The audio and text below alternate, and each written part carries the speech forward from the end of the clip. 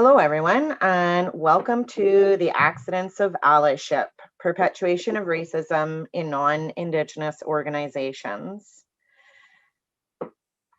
So my name is Ashley Yelema, and I'm here with my colleague, Tony Jarvis.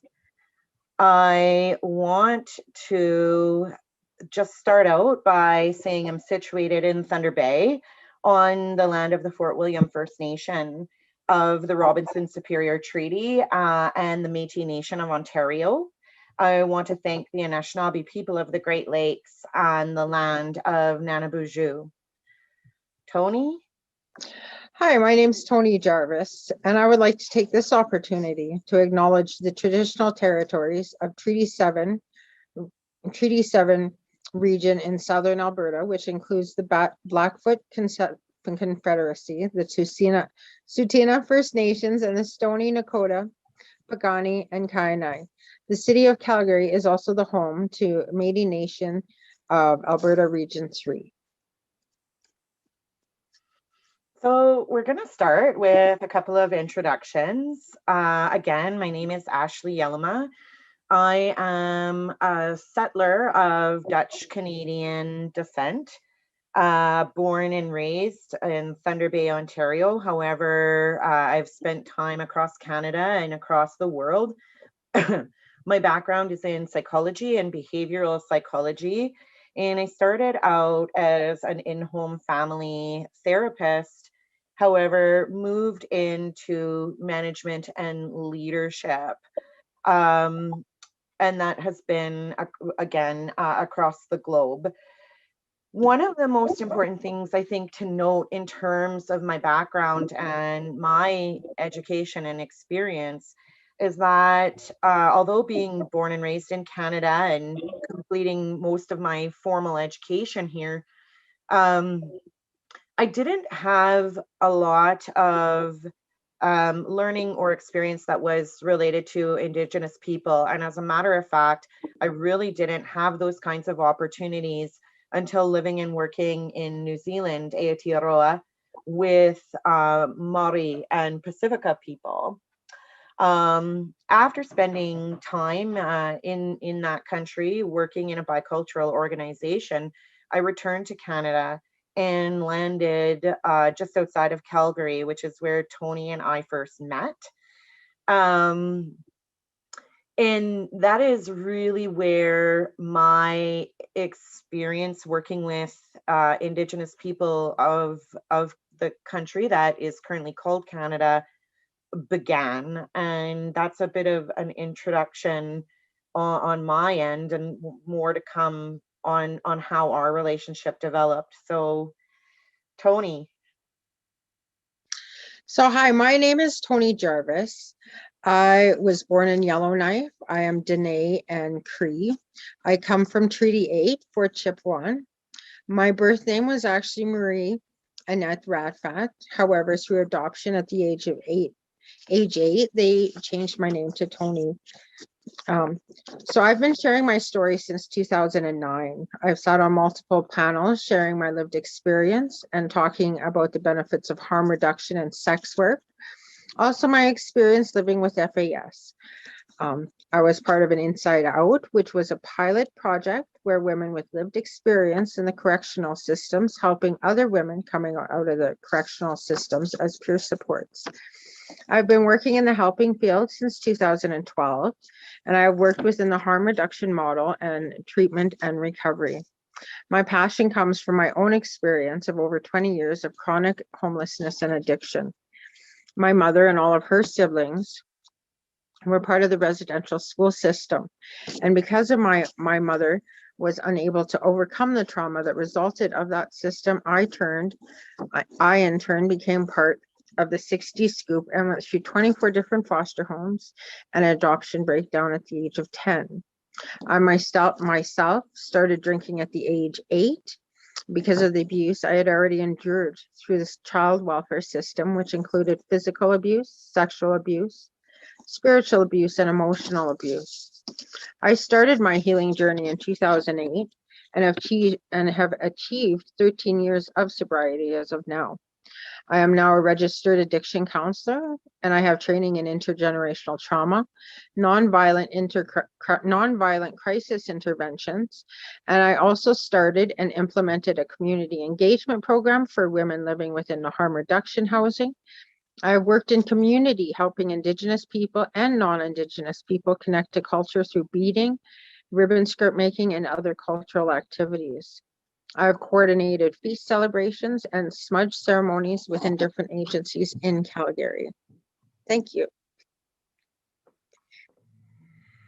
A little bit of background and some of the purpose behind doing this particular presentation and using this approach. It really is about having an honest examination of the practices that are employed by non-Indigenous organizations that perpetuate discrimination and racism of Indigenous people, and that can include, both the population of people that we work with, serve in organizations, but also employees and staff, which is really where how Tony and I, how our relationship began. The title of the session is really a challenge. It has an element of sarcasm, if you will, because it's a challenge to people and presents the questions, are accidents really just that when we are talking about allyship? And even further from that, are they acceptable? For myself personally, I have had to reflect and ask the question, if this is the case, if accidents are not so accidental when we're talking about allyship in non-Indigenous mainstream organizations and the perpetuation of discrimination and racism, what then role as a leader have I played in the perpetuation of that of that racism? And so Tony and I originally began working together in around 2016, and how, we're later on in the presentation, in the session, we will go into some of that in more detail, and eventually how that relationship evolved. Sorry. So I want to present and start here with the definition of the word ally, used as a verb.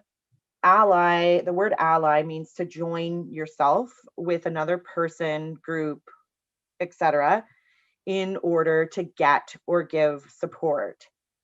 I think it's really important to note here that the word ally is not used as a noun. So it's not a title or a designation that we can adopt for ourselves as non-Indigenous people. Excuse me. It is actually a verb, and it's a really active, ongoing process that we need to establish and commit to moving forward. The other thing I want to note about the definition is that it's reciprocal. So it's not a one-way relationship. And to me, this means that we have to recognize it's not about non-Indigenous people and organizations swooping in as allies or saviors. It's really about learning and sharing and receiving those kinds of things from people who we form allegiance with. I would also like to put in there too, becoming an ally,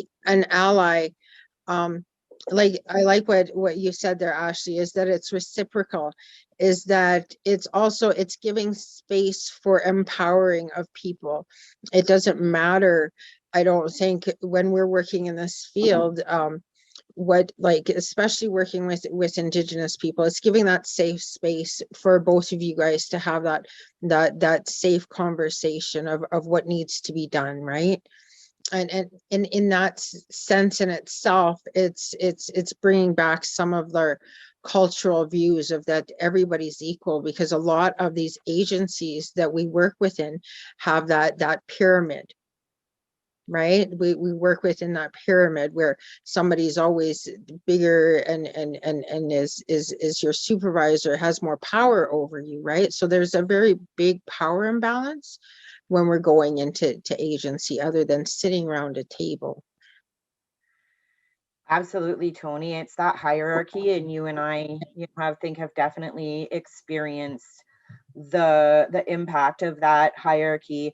One thing that I would also add in terms of the reciprocity of allyship is that often in our westernized hierarchical structures, we tend to honor, things like degrees and letters behind people's names, roles and titles of really power driven structures. Um, and in that, we can tend to diminish other forms of knowledge and learning, such as, you know, um, indigenous ways of knowing and knowledge that we're asking them to kind of bring and share. We don't place the same level of value on different kinds of knowledge and wisdom. Mm-hmm. Yeah. So here's the challenge. And we'll go through a couple of slides that, looking at some of this, a few basic statistics, information that most of you probably already know. But Indigenous people are overrepresented in mainstream non-Indigenous organizations in terms of the population served. And these organizations are not culturally competent. In non-Indigenous mainstream organizations, there is a lack of access to elders, ceremony, traditional healing, and medicines. There's a lack of access to elders and knowledge keepers at all levels of organization. So from the front line right up to our executive leadership and into our boards. There's an absolute disproportionate representation of staff who are Indigenous. Most of our organizations are hierarchical in nature. They are driven by the heteropatriarchy, and they tend to rely on colonialist structures, policies, and procedures that don't really leave a lot of space for collaboration and what we're talking about in terms of allyship. At best, there's little to no knowledge of Indigenous practices, and at worst, there's overt racism and discrimination. And we'll touch on some of that and some of those experiences a little bit more. Tony, do you want to add anything? I believe, like at the last one, at best, to the little or no knowledge of Indigenous practice, and overall racism and discrimination is that tokenism part. Is that if we are, as an Indigenous people, coming into a non-Indigenous agency, there is this I guess, to fill these parts is almost like the Pocahontas syndrome, is what I would like to say, is that if we don't have the Indigenous look, if we're not the typical traditional Indigenous people, is that our worth as an Indigenous people within in an organization diminishes. Yeah. So a little bit of a comparison, specific to, talking about people who experience homelessness, and in particular, people who are Indigenous. who are experiencing homelessness. And again, this isn't information that, you know, most people in this setting don't know. So that's why the statistics are fairly brief and to the point. 1 in 15 Indigenous people in urban centers experience homelessness versus 1 to 128 of the general population. So that means that Indigenous people are 8 times more likely to experience homelessness in our urban centers. That information comes from the Homeless Hub. And this one is a little bit, it's quite difficult to find pretty specific information on employment. But in 2021, we see here that the number of people reported as being employed in the natural and applied sciences, which includes a very broad spectrum, including health, education, law and social, community and government services, art, recreation, and sport, is really disproportionate to the number of non-Indigenous people who are employed in these fields. And this information comes from Statistics Canada. More specifically, but based on individual experience of, you know, individual organizations that I and myself and Tony have both worked within. Often Indigenous people represent 40 to 60% of the population served in non-Indigenous organizations. And the levels of employment of people who are Indigenous are not represented to reflect this.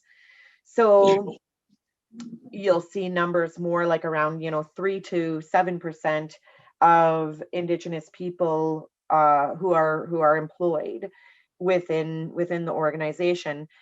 Keep in mind, these numbers are kind of estimates and averages of specific organizations. Again, this kind of information is very difficult to find because it would involve individual organizations actually tracking this kind of data and reporting it in some way. On top of that, people who are often employed in Indigenous people who are often employed in non-Indigenous organizations and roles are often left isolated, alienated, and lacking the similar structures that we have for non-Indigenous people to support their roles, and which can lead to the tokenism that Tony has mentioned before.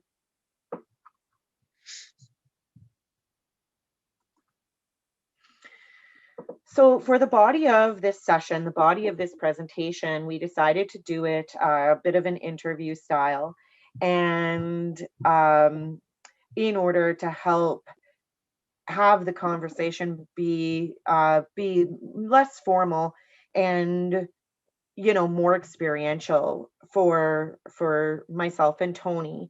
And, you know, that's the way that we're hoping to create some impactful discussion for the participants and the people that are joining us today. And this is where we also talk a little bit about our experience and get into a little bit more of the specifics in terms of the purpose and the history of this presentation. Now, I mentioned earlier that Tony and I first met designing and working in to design and bring programming forward to housing. And Tony and I were first introduced by another colleague. I was working in leadership at the time, and because of some of the numbers that we've just talked about, those you know, the percentages of Indigenous people receiving support from a non-Indigenous organization, I came to realize that there was a pretty incredible gap in terms of the programming and supports that we were able to offer. And certainly myself as a non-Indigenous person didn't have the education, the experience, the knowledge, and the wisdom to be able to fill and meet those needs, which led to the development of Tony and I's relationship. because Tony became, had this background not only through her lived experience, but also through her connection, her reconnection with her cultural traditions, to begin to work together, um, to help implement the programming that we really needed in that housing environment. Um, One of the things that I experienced in terms of a barrier, to actually be able to fulfill some of that, and Tony will go into this further, is a lack of commitment, quite a superficial commitment from executive at the executive level to actually develop the programming that was needed. And fundamentally what it came down to was a lack of follow through in terms of that commitment and promises made, to in order to really create the space and the structures to develop programming. So Tony, you and I first met working to implement cultural programming in housing. Can you please tell us about your experiences as an Indigenous woman working in this environment? So, Ashley, as I said in my introduction, I started working in this field in 2012 as an Indigenous woman with lived experience. I found that I came across, and me, it was pretty funny because I didn't really identify so much as an Indigenous woman. I identified as as a woman that had lived through a lived experience through. So I didn't really have that self identified Indigenous label on myself. So often when I would go, when I came into the field, I came across racism, and I came across things of isolation and being kind of put to the back burner, or that, performance management and stuff. And it didn't really go into my mind that it was because I was an Indigenous woman. Um, I thought it was me, that I wasn't enough, that I didn't work hard enough. I didn't do this. I didn't talk like everybody else. I didn't act like everybody else. So a little bit about myself is that I do is that I do have FAS. I deal with I have chronic PTSD. I'm a little bit over and excitable, but that doesn't mean that my performance, if anything, I work harder than most people trying to make up for that, because I feel like that I have to prove myself more than other people, and I didn't really actually figure it out that it was actually racism and tokenism, because I wasn't that traditional Indigenous woman coming into agency with all this knowledge keeper, and that I didn't have 10 letters behind my name, but I had pretty much a PhD in lived experience. So when I came forward to you, I had already been in the field for a while, and I often seen a lot of gaps that when I worked within harm reduction, all that we were doing was taking people off of the street and throwing them into a box. So there was no real support with the people that we worked with, as in giving them a place of acceptance, giving them, trying to give them a helping hand. We were just putting them in boxes. And just go ahead, live your life to your divide. There's going to be somebody else that'll fill that if you leave. And sadly, but of the most part is, and when we work in harm reduction, and we're having right now a housing first, is that most people leave through very traumatic means, as in most will die in harm reduction. And with the housing first model, I'm like, can we not only like quantify the people that we help, but also give them a quality of life. And it doesn't matter whether it was Indigenous or non-Indigenous.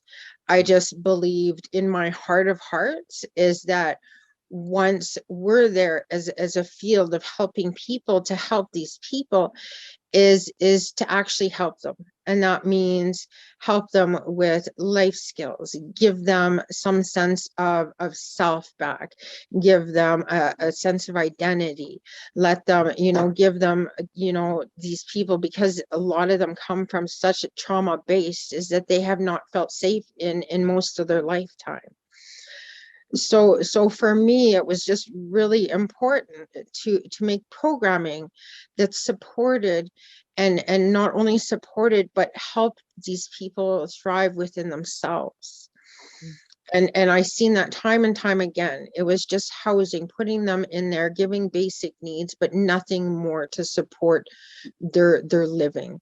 And that's what I came forward to you with, which I can say at that time,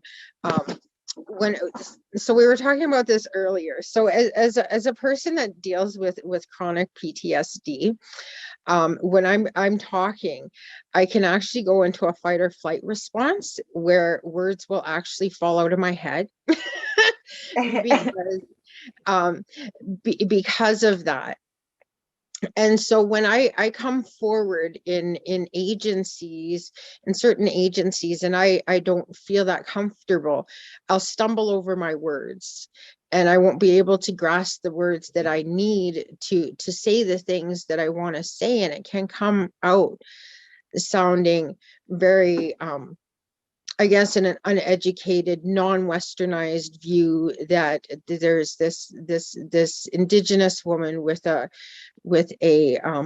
addiction past that doesn't sound like everybody else. Why should we listen to her? And the thing with Ashley that I can say with very, very hard, I'm getting emotional thinking about this because she gave me a safe space.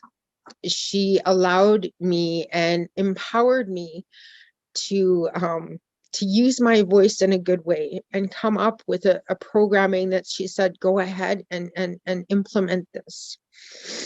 And I can say from my experience with that, through starting and implementing that, is that I seen changes in the women that we worked with. I seen people that had no safe space, that have never in their lifetime probably felt a safe space, be able to sit and meditate for over an hour. I seen community of these women build around them where they felt like they could talk to each other in a world where that was against them all the time, that they had no safe space to be who they were, where they were the most vulnerable population, where they were actually going out and doing crafts. And it was quite an amazing journey to start with when I started with Ashley. How it ended is a different story, but the beginning of our journey was very beautiful. And it allowed me as an Indigenous woman who felt shame for just being an Indigenous woman, let alone being able to be a leader within my role, because where I came from, I wasn't a very vocal person. I was very much, I need to feed my family, and I'm going to do whatever it takes to whether it means, okay, I got to sit on the back burner, okay, fine, then I must have done something wrong, to actually sitting there and having a voice and contributing to the well-being of our community, which was so powerful, and the impact was so impactful for the people that we had worked with. Yeah, and one of the things, Tony, we were talking earlier, and Tony said something that I found incredibly impactful and telling, really, in that you said there were times when you didn't necessarily kind of stand up for yourself, that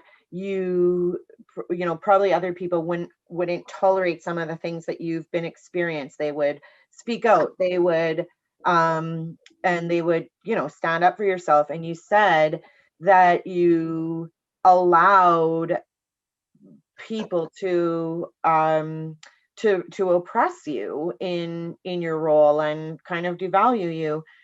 And I wanted to kind of shift and reframe that to say, I don't think it's so much that you have allowed other people to oppress you. It's that in our organizational structures, we don't allow space for people to have a voice and for people to stand up for yourself. Because once people start to do that, it becomes, a performance management issue. It becomes, that a person is not a team player, that they're insubordinate, and that that they're aggressive, or and not following leadership. So another thing you spoke of is the fact that you do, there are you have experienced complex chronic PTSD, you have FAS, and that those, that, mental health, of course there's going to be presentations of mental health um, when you have that kind of history, that kind of lived experience, that kind of background. But that often in in our organized, roles, these things are viewed as being a bad thing, really. And that is the kind of oxymoron here.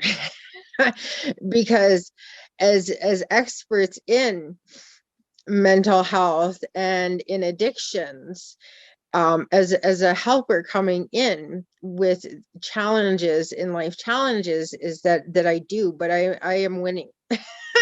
I have to say that I have done so many things since beginning. So a little bit about me, of where I got this, is that my mom was part of the residential school system. I touched a little bit on that when I started my introduction. So for myself, is that I was part of the 60 scoop. I was in 24 different foster homes.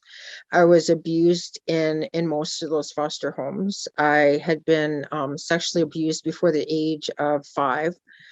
Um, I was often malnutritious. I was physically abused. I was treated right from the get-go as less than. I was often told that I was a dirty Indian, is that I was a savage, that I wouldn't amount to anything at a very young age. So as a child growing up, I did not have this structure of safety around me. Right from the get-go, I was unsafe. Um, and so that's pretty much where my trauma started. Was by the time I was 2 years old, I had already, went through abuse. And so as a child growing up in a world that is unsafe, I had started drinking at the age of 8 because I could not I could not deal with what was around me. I just wanted to escape. I kept getting tossed from foster home to foster home. I had no sense of belonging. I had no safe place. So by the age of 10, I had already started running away, because at that age, when I think most children are starting in grade 4, grade 3, I already started running away, because I figured, well, if these people are just gonna abuse me and treat me like I'm disposable, I'm gonna go out and be by myself, because I can parent myself better. So by the time I was 12 and a half years old, which I think at that time most children are in grade 5, and are just learning who they are, I was sexually exploited. I ended up on the street at that age.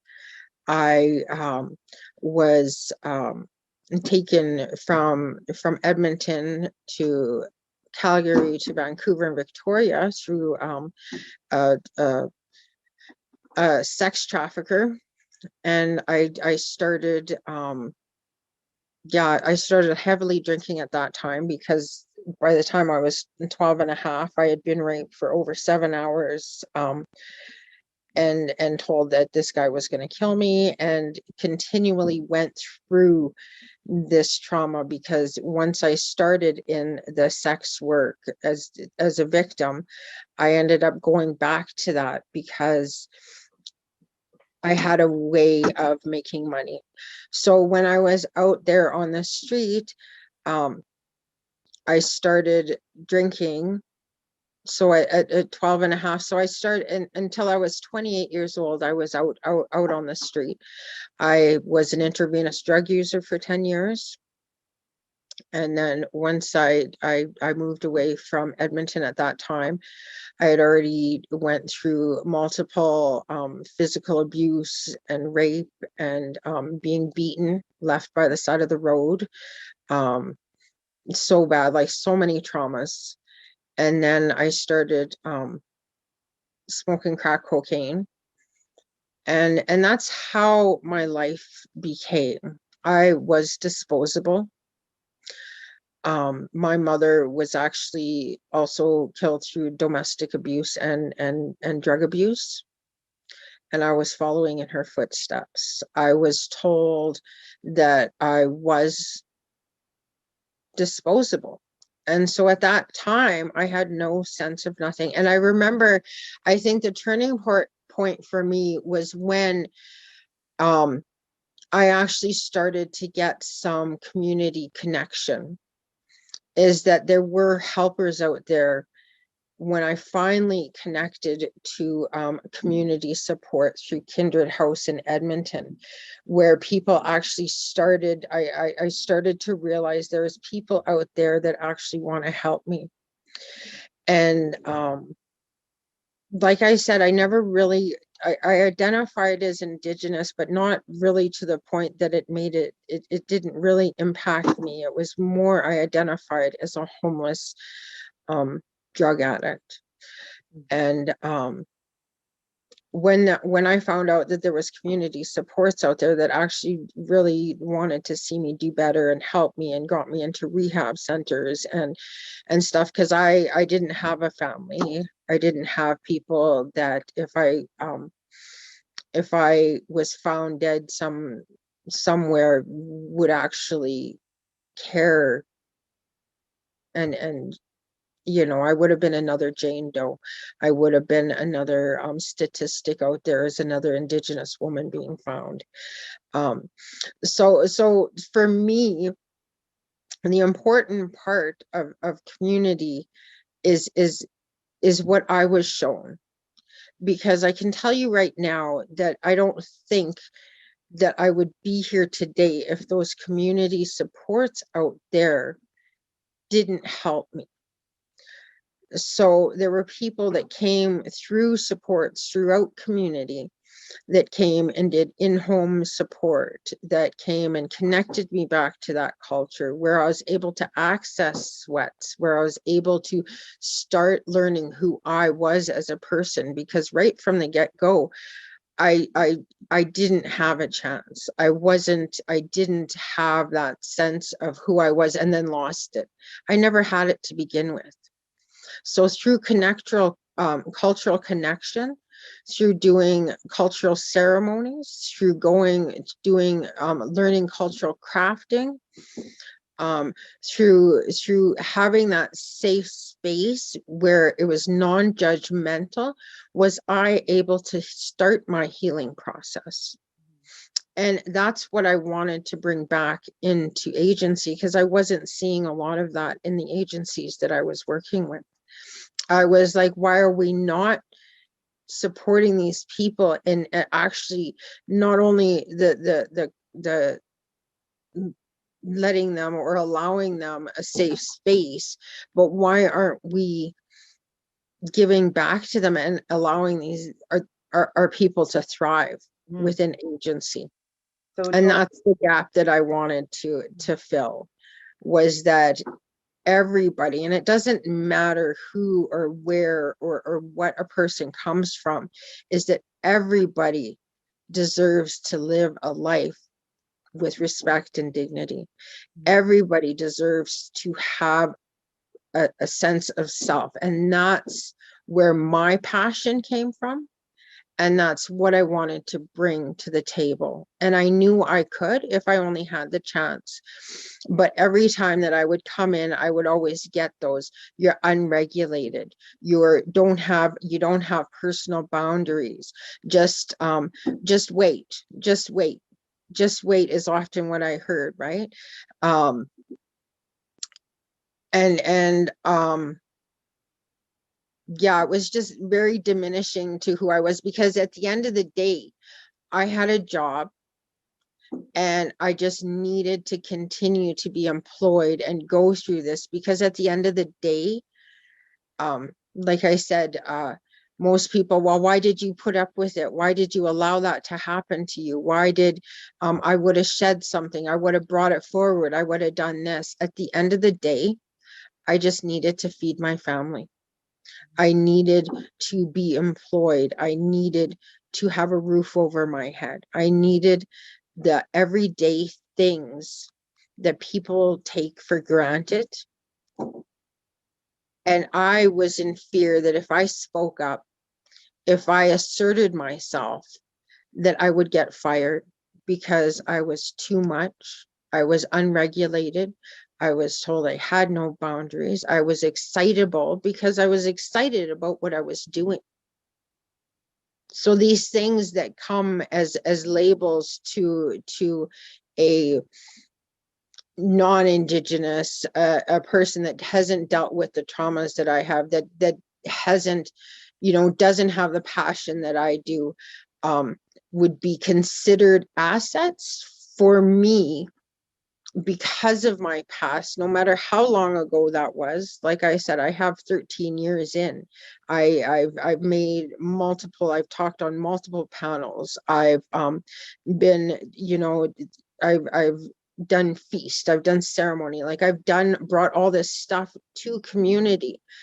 But because of that past, there's this stigma around who I am as a person. So it's not that, oh, shame on you or whatever. It's that you are shame. So just sit back, be a good employee, don't rock the boat, and it'll come to you in time. Sadly, where I was, it didn't come back. I actually, the less that I raised my voice, the less that I tried to be a good employee, the less that I was more patient, I was more kind, I was more understanding. I didn't raise my voice. I was put into a box, and the more that I stayed in that box, the more that advantage I think that they took of me. mm-hmm. The less valued I was. So I couldn't win for raising my voice, and I couldn't win for just being submissive, because I needed to pay for my own rent, and I needed to pay for my own food, and I needed to be employed at the end of the day. Tony, thank you so much for your words and your story, and for sharing that. And although we may not necessarily be, going in a really linear question by question way, you've hit the nail on the head in terms of the experiences that you and I have shared.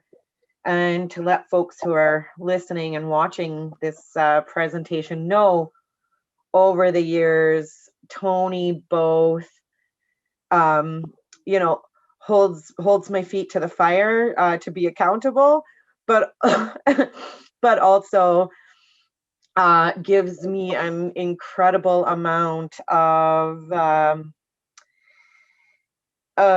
you know, of acceptance and allowances really that she probably should not in some of the mistakes that I have made and certainly make on a regular basis.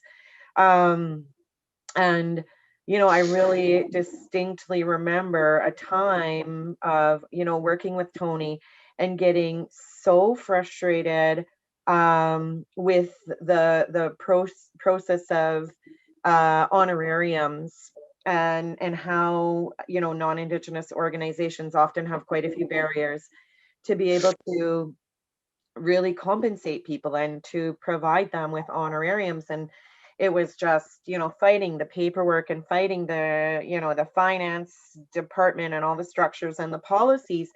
And I was so frustrated, and I said, like, Tony, I cannot believe, you know, how is it okay to treat people this way?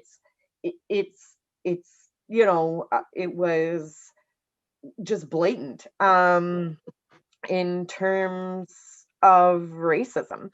And Tony said, Ashley, my people have been experiencing this for hundreds of years. You've just been doing this for a minute. And that's such a truth, because there's not one Indigenous person across Turtle Island that hasn't dealt with this stigmatism, that hasn't felt less than, and hasn't had to work 10 times as harder to make their voice heard. And that is the sad and honest truth of the matter. It doesn't matter even how many letters we have at the end of our name at the end of the day. And like, from my experience, I can say, even if you have 10 letters, you can't tell me that you understand what it's like to be homeless. You understand what it's like to have absolute systemic racism happen to you from the day that you were born. You can't tell me that that understanding isn't there, even though we have the tools. How do we implement them without coming from that that thing of, like, poor pitiful you, here, we're going to come and save you, from that God complex, right? How can we come at it if we're actually going to be working in the field and coming from a place without a power differentiate? Of course we need that power differentiation, but how do we come at it with empathy?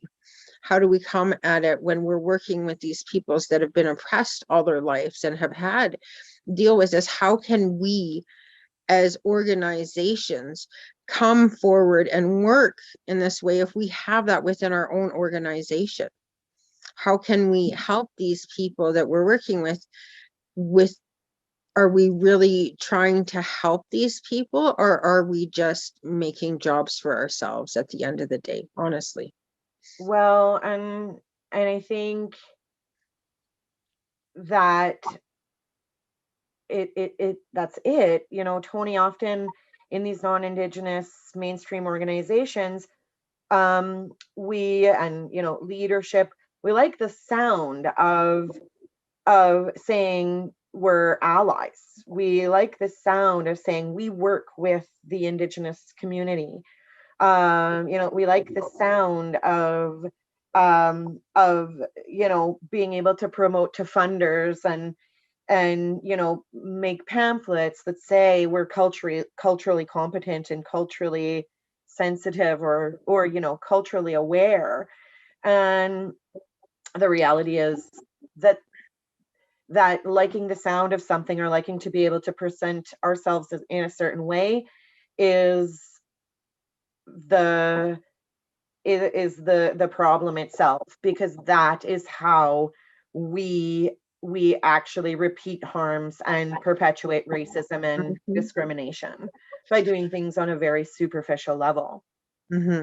It's so culturally, I don't know, is for me as an Indigenous woman, is I'm a very giving individual, and that comes out in my work also.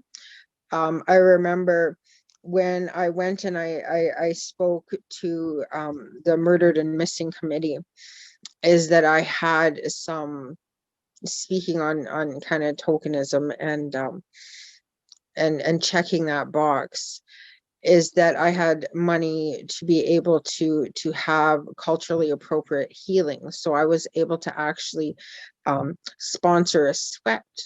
And through this sweat, I actually invited the agency I had been working with at this time to join me, as it was women, and I felt it appropriate because as I had already said, I'm part of the 60 Scoop, so I don't have that family component to come and sweat with me. So I had the people I had worked with come and join me in this gathering, in this sacred ceremonial sweat.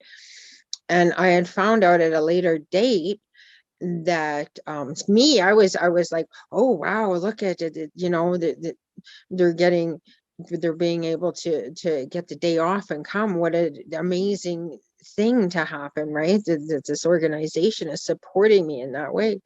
Later on, I found out that they had actually used that ceremony that I had gifted with just an open heart to saying, come and experience this with me.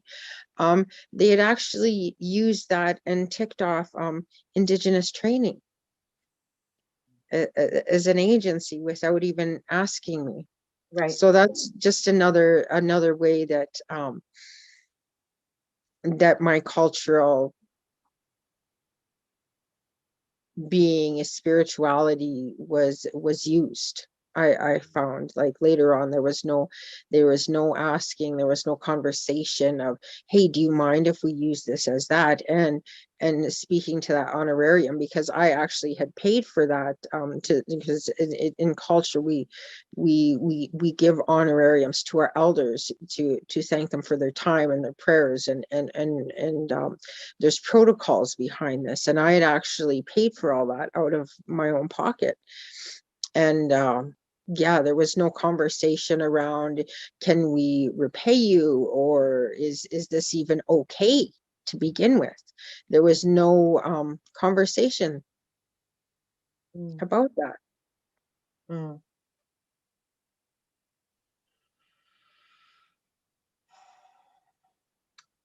Tony, and one of the things you said earlier, that you said you have a PhD in lived experience, and I know you have also, although you mentioned that you didn't necessarily start out um, with a connection to your own culture and your ceremonies and traditions and practices. You did reconnect, and you did you have and you are developing and learning and following those traditional practices and gaining that wisdom and that knowledge. And I mean, I think the nature of the conversation as well, that we've had so far, you know, answers that your expertise and those things have not been valued in working in organizations.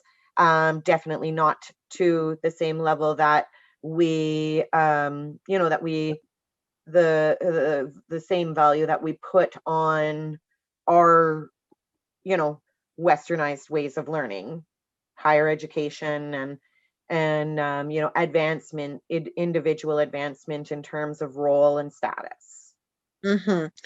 um Definitely, because as an individual who actually implemented and brought together a whole program within an agency for social engagement, community engagement within a harm reduction housing, I actually, at the end of that, I actually was, because I didn't have the ally I started with, um, I actually ended up getting demoted from a full-time after I implemented and brought in this programming for this agency. I actually ended up training my replacement, and I got actually demoted down to part-time and a casual, and ended up without my knowledge again, just trying to, you know, be a good worker. I ended up training my replacement who actually took over my program.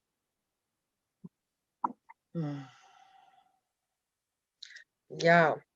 And then within that same place,